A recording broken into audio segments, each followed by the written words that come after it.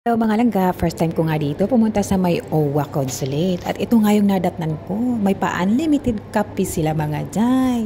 At bago ka nga pala kumuha ng kape mga jay, syempre kailangan mo din palang maglista dito, ilista mo lang naman yung pangalan mo for registration.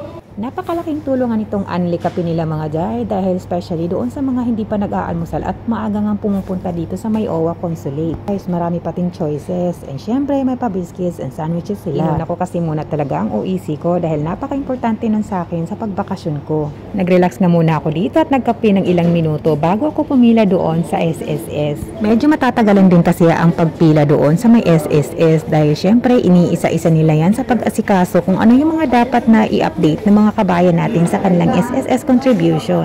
Ang lakas nga naman maka-Starbucks ng kanilang OWA lunch dito sa Hong Kong guys. Naramdaman mo talaga na alaga ang mga OFW dito sa Hong Kong. Pero may mga time din na sobrang dami ng tao kaya hindi na magkasya dito sa loob ng consulate. Ang sarap pati ng kape nila dito guys, kaya kung mahilig ka sa kape, ay perfect to para sa'yo.